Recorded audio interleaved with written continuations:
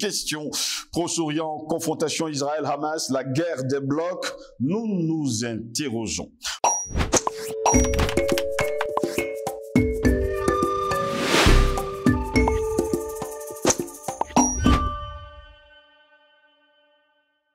Bon après-midi à toutes et à tous et bienvenue à cette autre édition de Parole panafricaniste sur Panafricaniste TV. Le ministre de la Défense israélienne Yoav Gallant a annoncé le lundi 9 octobre dernier la position d'un siège complet de la bande de Gaza au 3e jour de l'offensive déclenchée par Israël à partir de ce territoire palestinien contre le mouvement Hamas.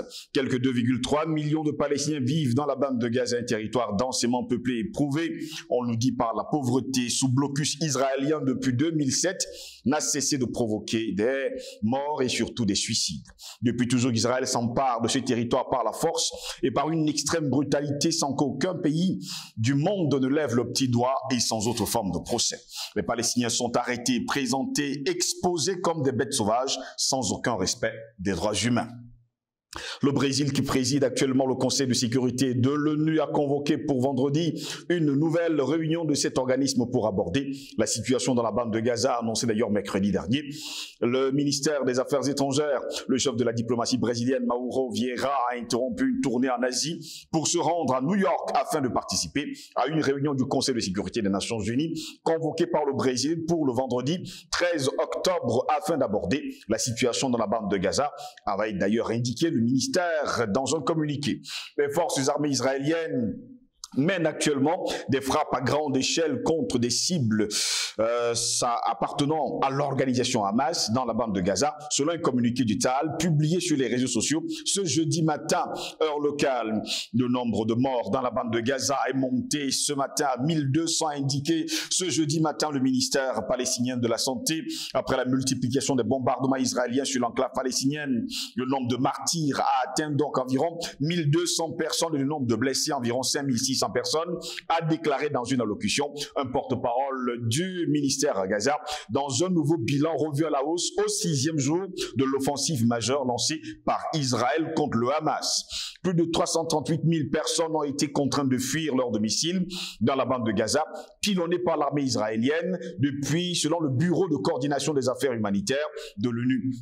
Le nombre de personnes déplacées dans ce territoire densément peuplé de 2,3 millions d'habitants avait mercredi en fin de journée augmenté de 75 000 personnes et atteint 338 934, a indiqué d'ailleurs le bureau onusien dans un communiqué publié ce jeudi matin également. Soumise à un blocus israélien depuis plus de 15 ans, la bande de Gaza, territoire palestinien, est désormais en état de siège. Israël y a coupé les approvisionnements en eau, en électricité et en nourriture. La seule centrale électrique du territoire est à l'arrêt faute de carburant et ces hôpitaux qui manquent de matériel sont débordés. À se demander justement où sont passés les droits de l'homme. Si c'était l'Ukraine, eh bien la terre entière se serait cotisée pour aller venir en aide en tout cas aux Ukrainiens. L'armée israélienne, il faut également le dire, a affirmé mercredi avoir mené des frappes sur 2637 cibles à Gaza depuis samedi. Israël a également mobilisé 300 000 réservistes et déployé des dizaines de milliers de soldats autour de la bande de Gaza, suscitant les craintes d'un assaut terrestre sur le territoire palestinien. On nous dit également que le secrétaire général de l'ONU, Antonio Guterres, a estimé mercredi soir que quelques 220 000 Palestiniens, fuyant les bombardements de l'armée israélienne sur Gaza, ont trouvé refuge dans les installations de l'UNRWA, l'Agence des Nations Unies pour les réfugiés palestiniens. Il a en outre exhorté de ne pas prendre pour cible des hôpitaux et surtout les écoles. Il faut également rappeler et nous dire également, noter que Berlin a donné son feu vert à Israël pour utiliser 2 drones de combat Héron TP au moment où le pays organise sa contre-attaque visant le groupe Hamas. Israël a adressé donc au gouvernement fédéral une demande de soutien pour l'utilisation de 2 drones Héron TP au maximum et le ministère de la Défense a donné son accord pour une utilisation conforme de la demande, a indiqué le ministère allemand de la Défense dans un communiqué. Selon le magazine Spiegel, l'armée de l'air israélienne avait demandé dès le week-end dernier si l'Allemagne pouvait mettre à sa disposition les 2 drones de combat de fabrication israélienne pour sa riposte militaire contre le Hamas. Pendant ce temps, qui soutient aujourd'hui le Hamas? Qui soutient la Palestine? Allez savoir, jusque-là, on ne dit personne. Voilà pourquoi nous nous interrogeons Proche-Orient, confrontation Israël-Hamas, la guerre des blocs, telle est notre grande interrogation. pour répondre à nos questions. Nous sommes avec le président Bandakani encore cet après-midi. Président Bandakani, bon après-midi, bienvenue à vous. Merci mon cher Jocelyn. Toujours un plaisir de vous retrouver, d'être à vos côtés dans le front de guerre panafricaniste, dont le but est de changer le monde. Nous avons commencé à le changer. Je pense que ce conflit-là, sa remise en première ligne dans l'actualité internationale, signifie aussi un stade atteint dans l'élucidation, n'est-ce pas, des contradictions du monde, de l'ingérabilité du monde, si les vrais problèmes du monde ne sont pas réglés. Je pense que ça, ce conflit-là permet de remettre la question sur la table. Est-ce que les hommes sont capables de régler ça, ou bien il faudrait une intervention divine du vrai Dieu, comme je l'appelle, avec des hommes de justice, pour que, je sais pas, on s'en sorte. Je pense que c'est ça le processus. Exact. On y est là. Je salue GS, je salue les web téléspectateurs, je salue nos abonnés. Et une fois de plus, je remercie tous ceux qui contribuent, répondent positivement à l'appel que vous avez lancé, l'appel à contribution que vous avez lancé. Très heureux de vous avoir, président Bandakani. Proche-Orient, confrontation Israël-Hamas, la guerre des blocs. Ce n'est pas aujourd'hui qu'on entend parler justement de ce conflit israélo-palestinien, mais ces derniers jours, eh bien, il a pris une autre ampleur. Oui, mais il fallait s'y attendre. Il fallait s'y attendre parce que l'oubli du monde de la question de la Palestine et des Palestiniens ne pouvait conduire qu'à ça. Ne pensez pas quand même que les Palestiniens, comme tous les peuples opprimés de la terre, allaient rester comme ça et applaudir l'intensification de la colonisation israélienne, l'intensification des pogroms, des violences, n'est-ce pas, de l'État israélien qui se cache derrière les colons, n'est-ce pas, pour annuler tous les accords d'Oslo, le contenu, vider les accords d'Oslo de tout contenu, comme d'ailleurs il a vidé les accords précédents de tout leur contenu. Il fallait s'attendre à ça. La situation de la Palestine, le conflit israélo-palestinien, elle est emblématique de l'iniquité de l'organisation du monde, du fait que le mensonge gouverne le monde, et que le rêve de pacifier les relations internationales et de créer un espace mondial guidé par les principes de vérité et de justice n'est pas à la portée du bloc qui a dominé le monde jusqu'à présent, n'est pas à la portée de l'Occident. C'est ça que ça signifie tout à fait. C'est le débat là qui est encore mis sur la table aujourd'hui à travers la fenêtre de ce conflit. Évidemment, il faut donc s'éloigner du présentisme, du factualisme comme nous imposer. Maintenant, c'est que non, on a tué 1200 Israéliens, Israël a droit à sa défense, etc. Le caractère dangereux d'une telle présentation de la situation fait qu'on fait comme si ça a commencé, que le problème a commencé avec le Hamas, là, avec cette attaque-ci du Hamas, que le problème commençait là. C'est faux. Si on ne remonte pas aux origines, on ne comprend pas ce qui est en train de se passer. Et dès que vous remontez aux origines, vous comprenez que, mais, de quoi est-ce qu'on est en train de parler là? Il y a un problème. On va essayer de le faire rapidement parce que, si vous voulez remonter, c'est le problème d'abord de qu'on appelle le peuple juif. Ce peuple-là, son origine, sa composition et le statut qu'il revendique dans le monde aujourd'hui. C'est la question. Mais on n'a pas assez de temps. Il faut d'autres émissions pour ça. Oui. On n'a pas assez de temps. Mais il y a ce problème-là. Il y a le problème du fait que l'émergence de l'État juif, là, du foyer juif, est à la jonction de ce que j'appelle la culmination des dynamiques impérialistes depuis la Rome antique. On peut pas, à partir de depuis la Rome antique, n'est-ce pas, en passant par les autres empires, Napoléon, Charlemagne avant lui, Napoléon, n'est-ce pas, les colonialismes, l'esclavage.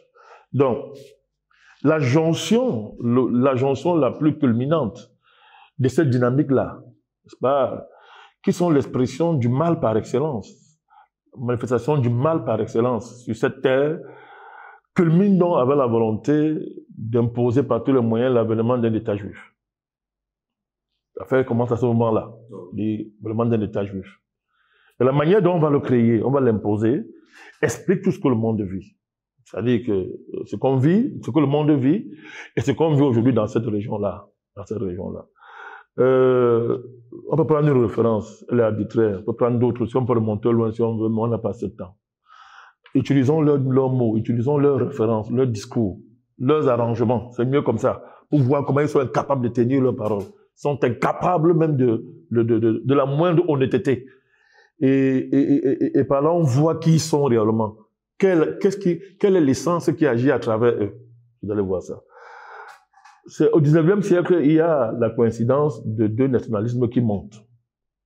Le nationalisme arabe, ce qu'on appelait le sionisme.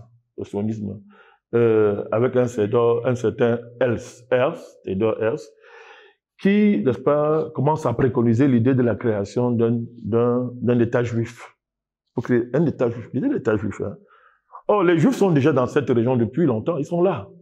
Mais ils sont un peuple parmi d'autres, parmi les Arabes, parmi d'autres peuples qui sont là. Mais on décide donc que l'idée de la création de l'État juif commence à être à circuler et tout.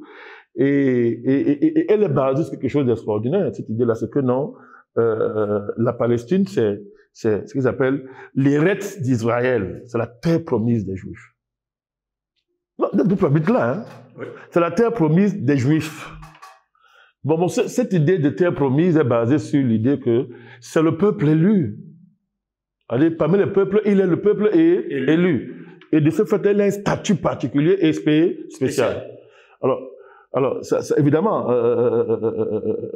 tout ça, c'est dans le contexte, n'est-ce pas, d'une effervescence aussi du nationalisme arabe. Il faut comprendre qu'à l'époque, Première Guerre mondiale, l'Empire ottoman, l'enjeu de l'Empire ottoman, à partir de la Première Guerre mondiale, prend une ampleur majeure dans la géopolitique mondiale. C'est-à-dire que le destin, le sort de l'Empire ottoman. Alors, lors de la Première Guerre mondiale, ils font un mauvais choix, ils vont s'aligner sur l'Allemagne, n'est-ce pas? Et l'Allemagne perd la guerre.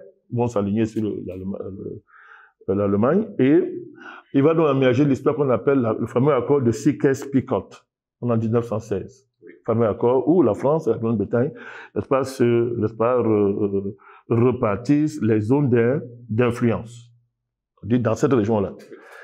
Et l'année qui va suivre, on est, je crois, en 1917, la fameuse déclaration Balfour, je pense que vous avez entendu parler, qui est l'œuvre de la Grande-Bretagne et qui décide donc de la création d'un foyer national juif en Palestine. Et le problème commence là. Donc, en 1918, donc, l'Empire ottoman est donc démantelé. Vous avez dit qu'elle a perdu la guerre. Donc, son mauvais choix conduit à son démantèlement. Et la Société des Nations, l'éphémère Société des Nations, donc, va donner mandat à la Grande-Bretagne et à la France d'administrer les territoires proche-orientaux. Alors, je vous parlais d'impérialisme, l'Empire ottoman. D'un côté, des empires coloniaux. L'Empire britannique, qui à l'époque est au sommet, est toujours à son apogée. D'autres nouveaux colonisateurs sont montés au créneau. La France a émergé comme comme grand propriétaire d'empire colonial. Donc, la SDN donne le mandat de se partager dans les décombres de l'Empire ottoman, qui a perdu la guerre. Donc,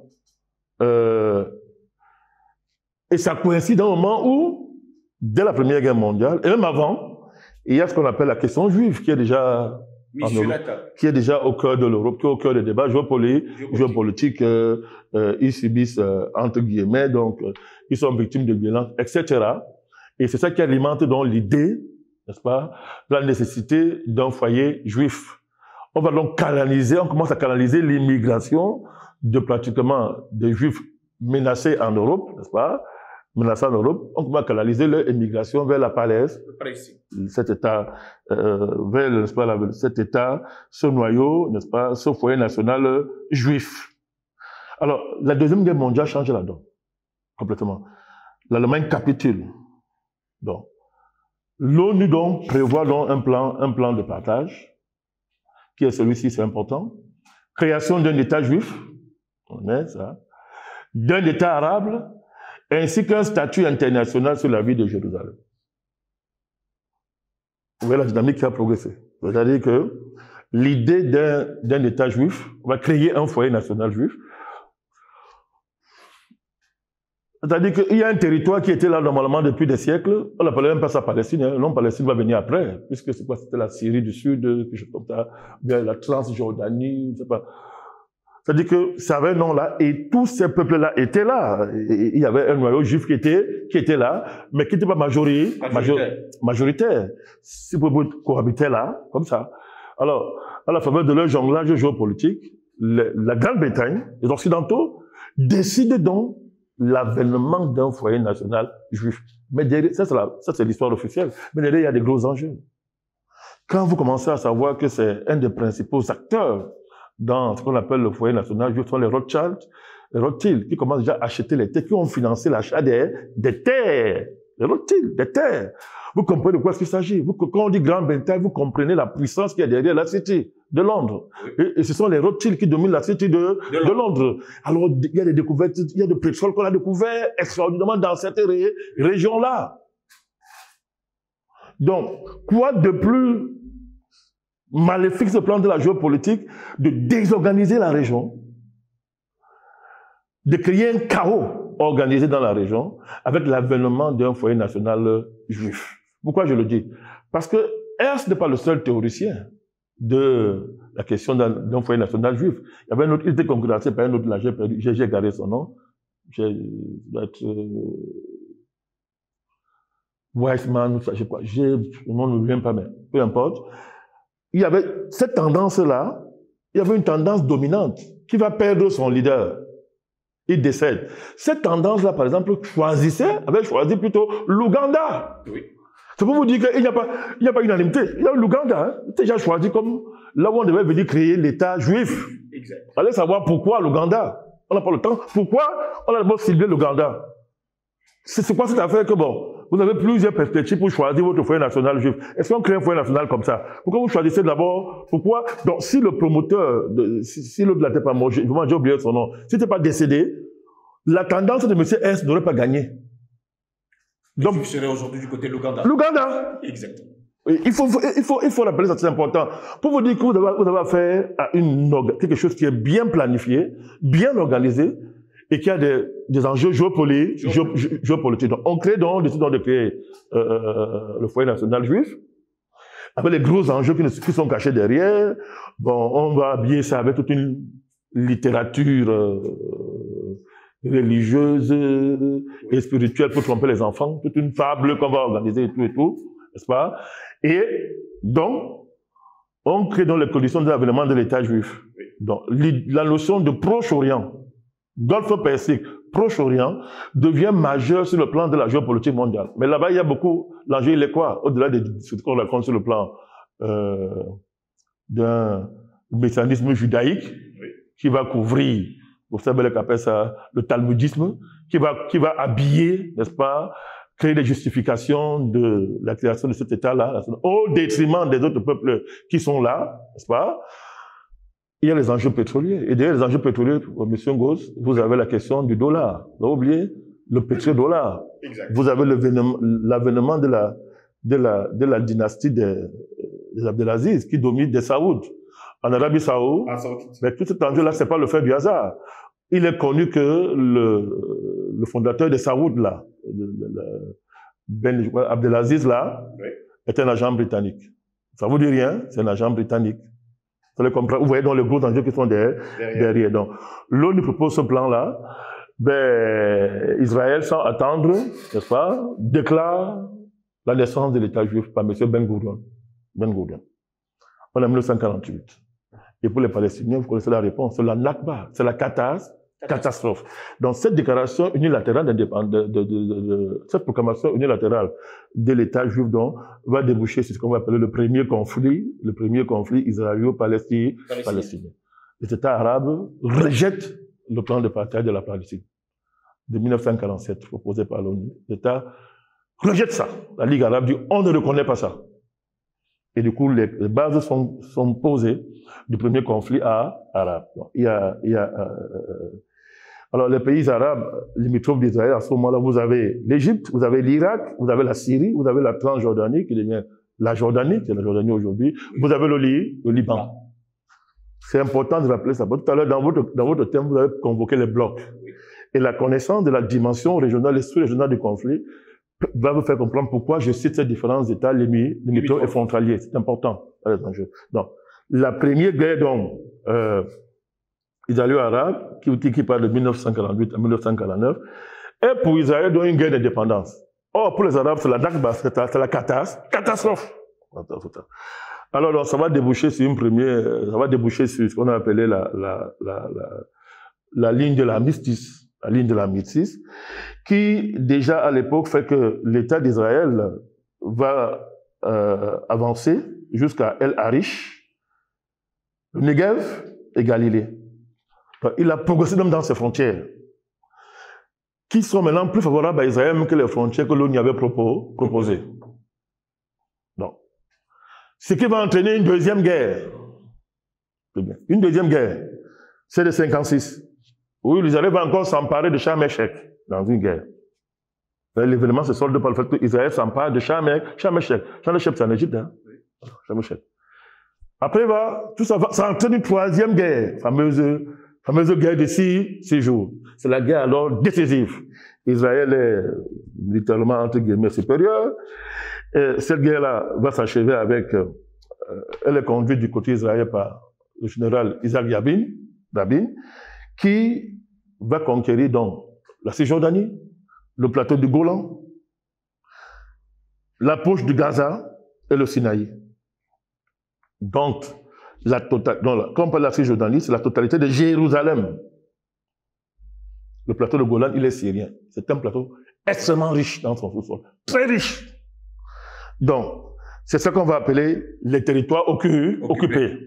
Le sol du territoire occupé commence là. Il faut déjà dire que ces guerres-là vont déboucher sur l'avènement de l'État d'Israël, débouche sur le départ en exil de milliers d'Arabes palestiniens. La question des exilés commence à se poser. À l'issue de la guerre de 6 jours, il y a une résolution, la fameuse résolution 242 de l'ONU. La fameuse résolution 242 de l'ONU qui détermine les conditions d'un retour à la paix. Il faut rappeler que l'ONU est supposée être l'Organisation des Nations Unies. Donc, le monde dominant décide que voici les conditions du retour à la paix. Avec tous les péripéties que je viens de vous signaler. Retrait israélien des territoires occupés. Reconnaissance d'Israël par les États arabes. Et résolution raisonnable de la question des réfugiés palestiniens. La fameuse résolution 242 qui fait unanimité entre guillemets. Encore que lui-même si on va réfléchir, ça pose problème. Mais, même déjà ça, puisque ça semble faire unanimité, il faut donc respecter ça. Donc la fameuse résolution dont on parle tous les temps, 242. Alors, après, malgré cette résolution, il y aura une autre guerre. La guerre du Kippour. 1973. Cette guerre débouche donc sur le choc. Les Arabes réagissent par la question du prix du pétrole, en augmentant le prix du pétrole. Il y a donc le choc pétrolier, ce qui va bouleverser, n'est-ce pas, l'économie mondiale et la géoéconomie mondiale jusqu'à nos jours.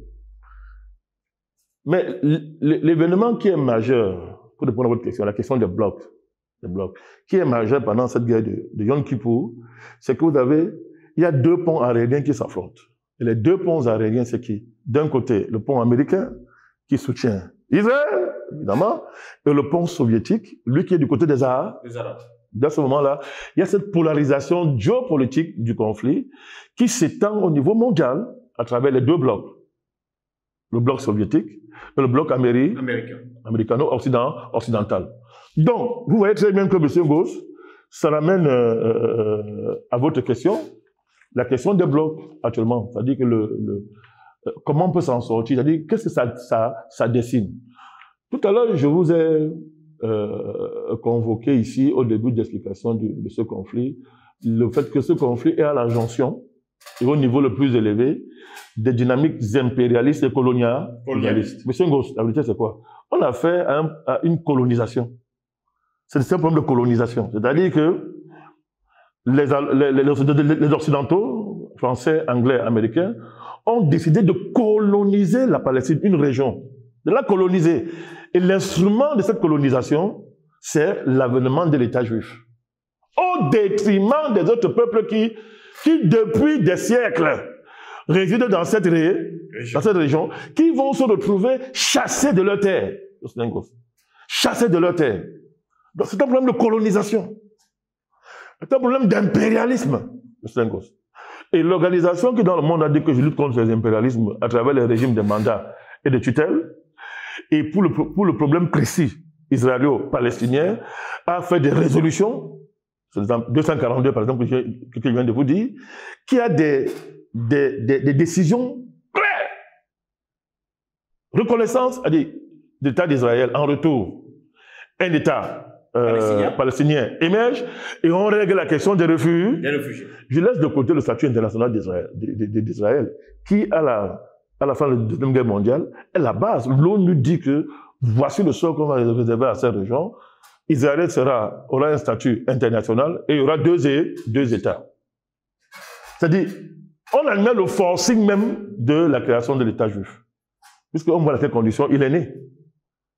Il est né contre les intérêts fondamentaux de tout le peuple de la région. Il est né il a été créé de manière unilatérale, sur une base totalement unique, c'est-à-dire inacceptable. C'est-à-dire que inacceptable, mais les autres peuples, les peuples arabes ont avalé ça, ont dit ok, nous on peut accepter cet État-là, pourvu qu'il y ait un État arabe et que Jérusalem ait un statut international. Israël va rejeter ça. C'est ça la différence. Les deux guerres arabes, première guerre arabe, jusqu'au troisième, fameuse guerre de 6 jours. À l'issue de la guerre de 6 jours, elle occupe des territoires au-delà de ses frontières. La résolution de 242 a dit le monde entier dit écoute, bon, maintenant, ok, cette affaire-là, voici les lignes rouges. L'établissement, pour régler le problème, les États arabes doivent reconnaître que tu existes. Et il y a l'émergence d'un État palestinien. On règle la question des réfugiés. Mais cette affaire-là, Israël ne veut pas l'entendre parler. Les Palestiniens vont se battre, on connaît l'histoire, les intifadas vont succéder les unes aux autres. La question va embraser toute la vie des pays arabes. Il n'y a pas de paix, tu sais, qu'on sort. Il y a les massacres de Shabra et Shatila, n'est-ce pas? Etc. Tous ces combats aboutissent aux accords d'Oslo. Les accords d'Oslo font émerger dans une autorité palestinienne qui n'a pas d'armée. L'accord d'Oslo. Entre-temps, il y a l'émergence du Hamas, qui estime que l'OLP a trahi la cause, l'OLP a trahi. Le Hamas dit, nous, on ne reconnaît pas l'État d'Israël. La reconnaissance a dit que c'est un État sur le territoire. C'est un État. Que cette entité-là doit rester ce qu'elle était avant qu'on vienne nous imposer, avant la Nakba. Ils ont l'entité sioniste. Le Hamas et les autres parlent d'entité sioniste. Le mot n'est pas au hasard. Elle dit que c'est un État. Mais l'ULP dit, ok, moi je suis d'accord. Le principe d'Oslo, c'est qu'on reprend ce qu'on a dit, la raison 242. Moi, je suis prêt à reconnaître l'État d'Israël. Vous reconnaissez un État palestinien et on règle la question des réfugiés. Israël n'a jamais accepté ça. Les accords d'Oslo ont même sorti d'escroquerie à la fin, quand on voit. Puisque la question des réfugiés n'a pas été réglée. On parle d'autorité palestinienne. C'est pas un État palestinien. On parle d'autorité. Et donc, Israël va s'engouffrer dans cette brèche-là pour que, une fois les accords d'Oslo signés, disent que bon, ok, j'ai maintenant j'ai carte blanche pour faire ce que je veux. Colonisation sur colonisation. Assassinat systématique des Palestiniens, les pogroms, n'est-ce pas? Gaza est sous siège, l'État même du Palestine, que ce soit Cisjordanie ou Gaza, c'est sous siège permanent. Rien n'entre dans ce territoire-là sans l'accord d'Israël. L'eau, l'électricité, c'est Israël qui gère. La survie quotidienne des Palestiniens, au quotidien, Palestinien par Palestinien, n'est-ce pas, dépend d'Israël. Hein? Elle peut fermer le tunnel qui garantit le passage, n'est-ce pas, pour que ceux qui travaillent en Israël aillent travailler comme elles veulent. L'aide de l'Union européenne passe par Israël, mais c'est incroyable. C'est-à-dire qu'il faut trouver d'autres noms. La colonisation, c'est rien pour exprimer ça. C'est un système politique dont il faut trouver un autre nom.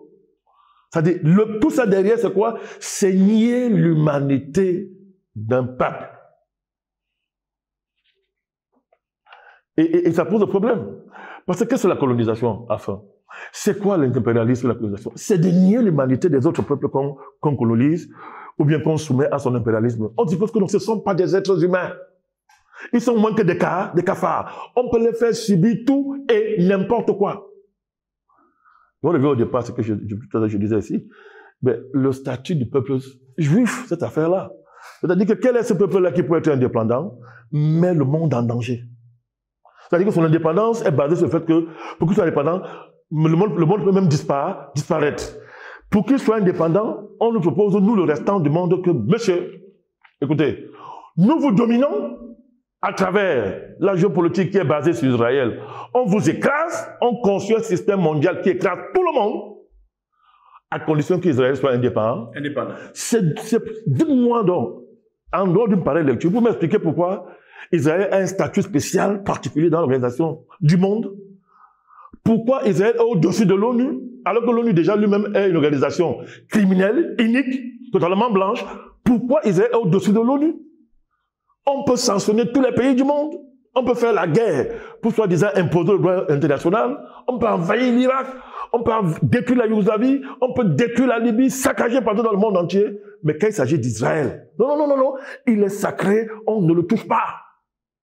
Le débat, il est là. Est-ce qu'on peut expliquer ça au monde, Est-ce qu'on peut expliquer ça au monde? Mais c'est ça qu'on nous ramène là. Ce qu'ils appellent le terrorisme du Hamas. Vous écoutez dans les discours des pays occidentaux que le droit à la défense d'Israël est sacré. Macron l'a dit. Le sénile de Youza l'a dit. Tous, Ursula von der Leyen, l'escroc mondial l'a dit. Tous, c'est la chanson. Vous venez de parler tout à l'heure de l'Allemagne. Bien évidemment. Ils se sont réconciliés depuis très longtemps. L'Allemagne. Elle a bien tiré les leçons de sa défaite de la Deuxième Guerre mondiale. Nuremberg est passé par là. L'Allemagne aujourd'hui, le droit sacré d'Israël à se défendre. Si le système des Nations Unies, le droit international, est basé, entre autres, sur le refus de toute colonisation, s'il est basé sur la reconnaissance du droit du peuple à l'autodétermination, pourquoi l'ONU n'est pas à mesure de dire la vérité à Israël? Pourquoi le monde n'est pas à mesure de prendre sa responsabilité face à cette vérité historique? Les Palestiniens sont-ils dans leur droit? Oui, c'est reconnu, le monde entier a réglé ça, y compris par le prisme du droit international onusien, c'est réglé.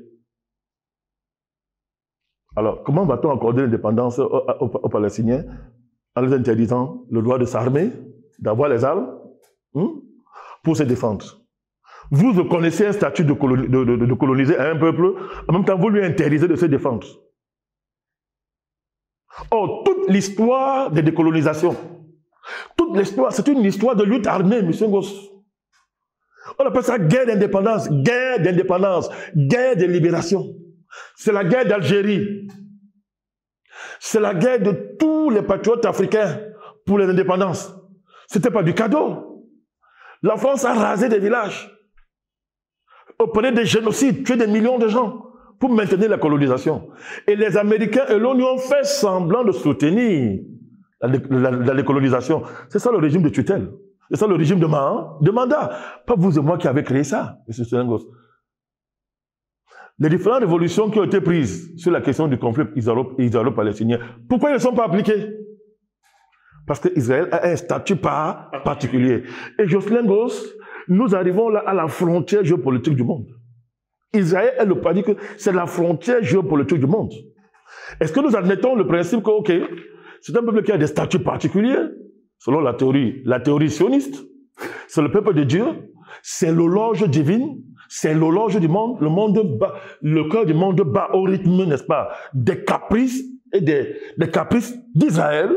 On accepte ça, et on dit que le Dieu d'Israël est le seul Dieu dans le monde. Vous vous opposez à lui, il vous massacre, il vous tue. Et voilà comment donc Dieu se présente. On le voit donc. Dieu se présente comme ça au monde là. Le Dieu là, le voilà. C'est une question fondamentale, Jocelyn Goss. Oui. Parce que c'est une question extrêmement fondamentale. Je reviens dessus, le statut de ce peuple, du peuple juif et les prétentions. Ça soulève un autre problème. Qui va remettre sur la table la question de l'esclavage, du colonialisme, du néocolonialisme, de la mondialisation, de la globalisation. Regardez, je vous ai dit tout à l'heure que quels sont les financiers de l'achat des terres juives? Rothschild. Quels sont les capitaines du système financier mondial? Les Rothschild. Avec les Rockefeller. Donc vous voyez tous les Yusa reviennent. Yusa, commandant en chef de l'Occident. Ils reviennent. Welcome. Or, ces gens-là vous disent que Israël est leur capitale. Pour les Attali, c'est public. Ils le disent, les Rothschild, que c'est leur capitale. Mais s'il faut donc se fier à toute la rhétorique messianique, n'est-ce pas, messianique qui est derrière l'élection de ce peuple-là comme étant le seul peuple élu sur terre, mais chacun tire les conséquences. On se met à genoux donc devant les marchés financiers mondiaux. On se met à genoux devant les Rothschild, devant les Rockefeller, tous ces gens-là. On se met à genoux. On baise l'homme, hein. On accepte tout. LGBTQ, comme tu les appelles.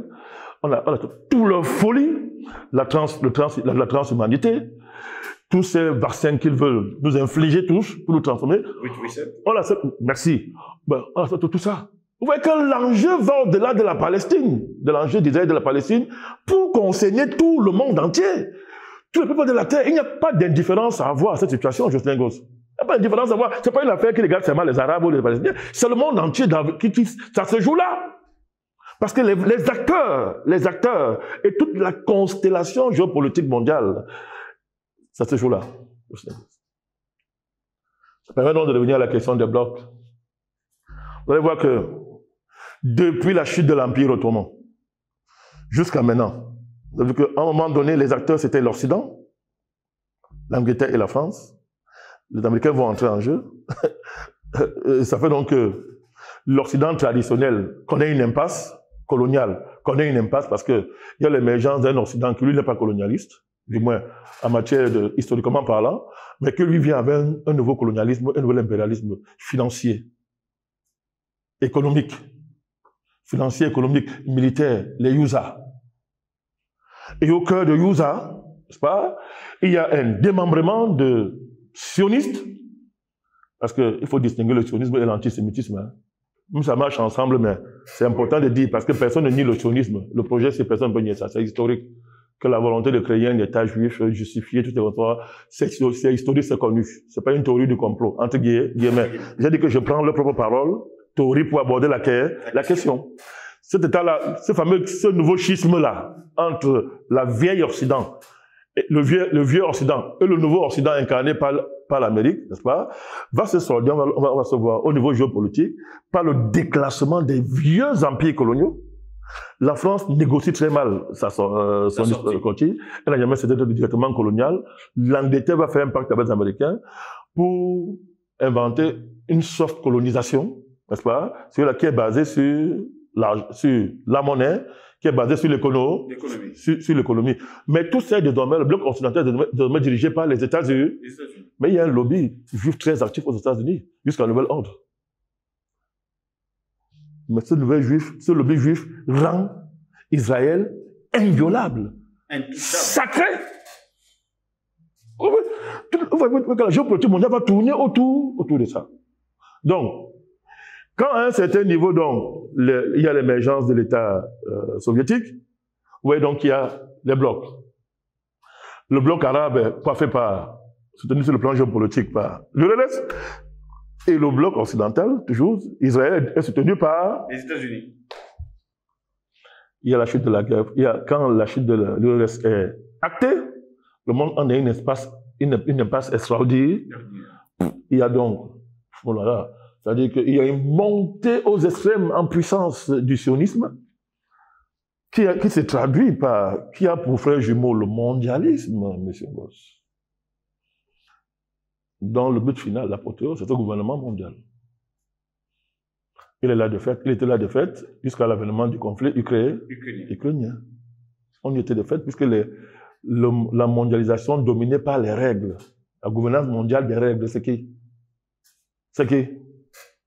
Il y a un droit international, on dit qu'on ne s'en occupe pas. Ça devient plus important. Les règles, c'est-à-dire les sanctions internationales, qui l'imposent aux autres peuples. Le bloc occidental, confié par les États-Unis, un pays les nerfs, il te sanctionne. Le dollar est la monnaie de réserve mondiale. Il s'en sert, il vous sanctionne. Il confisque tes avoirs. Il t'asphyxie. Frappe où il veut. C'est-à-dire que la réglementation, ce qu'on appelle le pouvoir réglementaire, était l'apanage des États. Dans leur cadre national, il y a un événement extraordinaire, c'est qu'il y a un déplacement, n'est-ce pas, du pouvoir réglementaire, la réglementation, que les programmes d'ajustement structurel vont détruire, vont interdire aux États africains de continuer de jouir de ce pouvoir-là en tant que tel, c'est-à-dire la réglementation, qui peut s'opposer, n'est-ce pas, aux puissances financières et économiques. Non, on démantèle tout ça, mais les Américains reprennent ça au niveau mondial, remplacent le droit international, parce qu'on appelle le droit des sanctions internationales. C'est ce qui a frappé la Russie.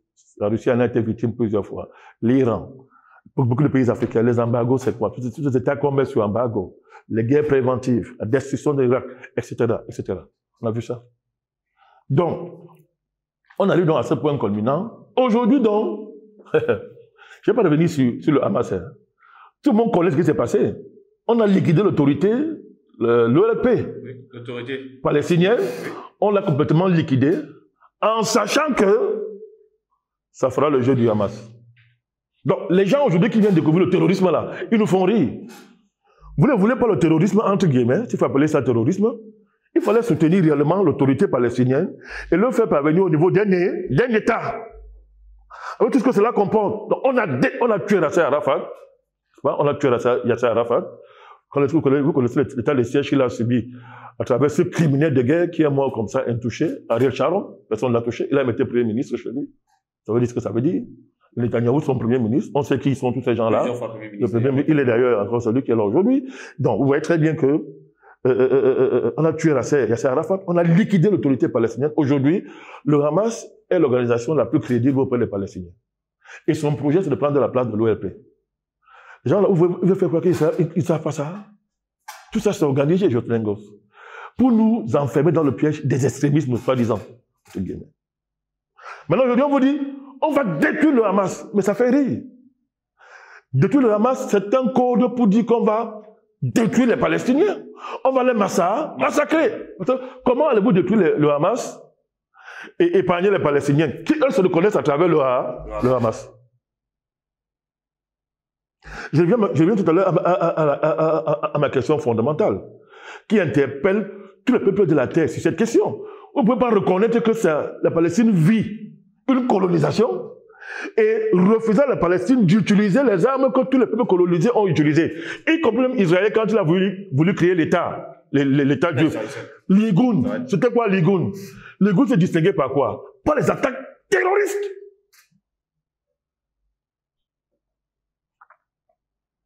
Quand c'est Israël, on dit droit à la défense. Quand le peuple colonisé réagit, on dit qu'il fait du terrorisme. On joue à quoi? On joue à quoi? Donc, à l'heure actuelle, la question du bloc va se poser maintenant avec une intensité terrible. Parce que ce conflit-là remet en cause plusieurs dynamiques. Bon, les gens disent que oui, que le Hamas n'a pas intérêt aux accords d'Abraham. Et le rapprochement entre l'Arabie Saoudite et l'Iran. Le rapprochement du sunnisme et du chiisme. Qu'il y a beaucoup qui n'ont pas intérêt à ça. Il fallait casser ça. Comme Netanyahou, lui, soutenait cette démarche, alors il fallait à tout prix détruire ça. C'est ce qu'on met en avant. Alors, une telle analyse pose sur la table la question de l'avenir des blocs. Est-ce que les blocs qui se sont constitués hier, à la faveur de différentes guerres israélo-arabes, israélo-palestiniennes, vont se reconstituer aujourd'hui?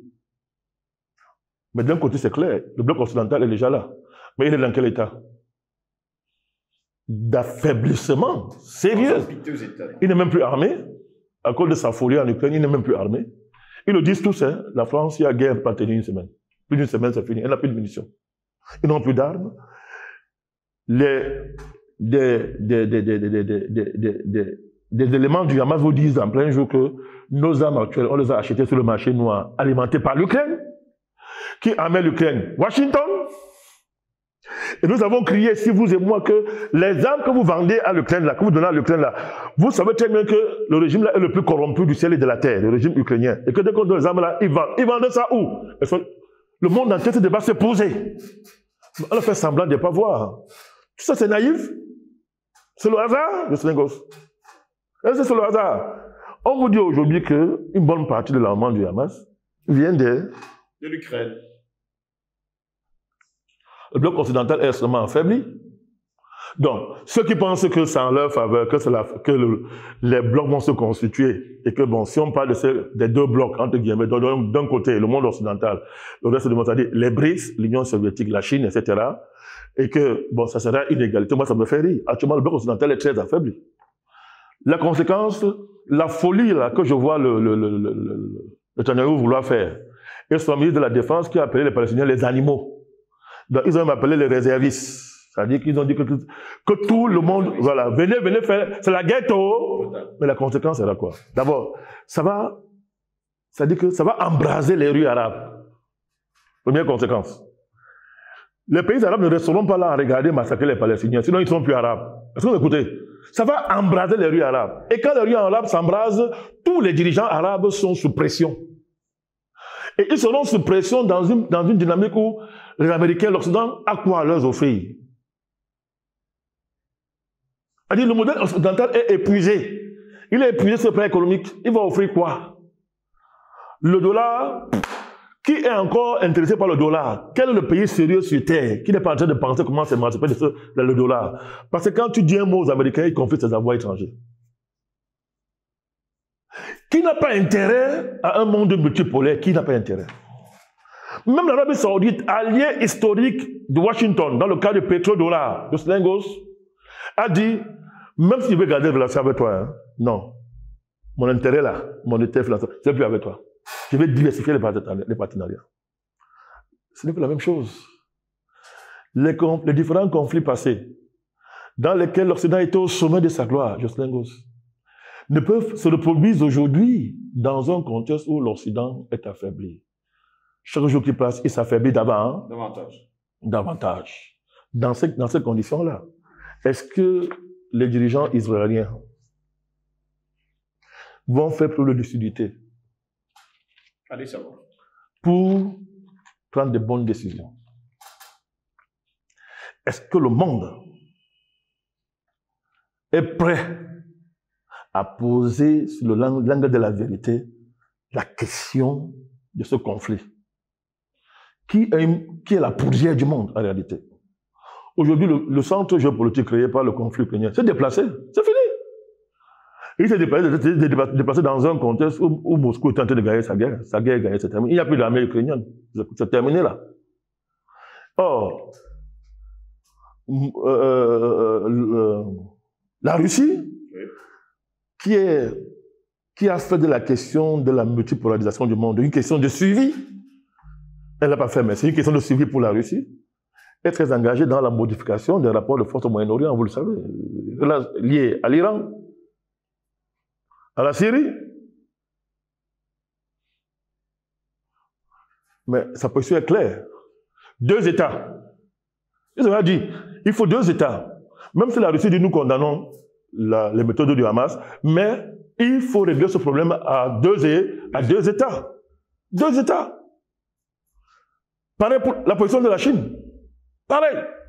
Vous avez comme au Conseil de sécurité la volonté d'obtenir une déclaration commune du Conseil de sécurité pour condamner le Hamas a échoué. Ça a échoué. C'est un événement important. Ça a échoué. C'est un indicateur. La position des pays africains. Même l'Union africaine, vous avez vu l'Union africaine? C'est-à-dire, les dormeurs se réveillent. Ils disent que non, allez voir la stratégie de l'Union africaine. Puis une fois, on peut lire le communiqué de l'Union africaine. Je dis, on peut lire. Vous pouvez même payer comme le Cameroun. Lisez le communiqué du Cameroun, la sortie du président Biya. Lisez-la. Il n'y a pas une condamnation du Hamas là-dedans. Hein? Non, on prend acte de l'attaque armée.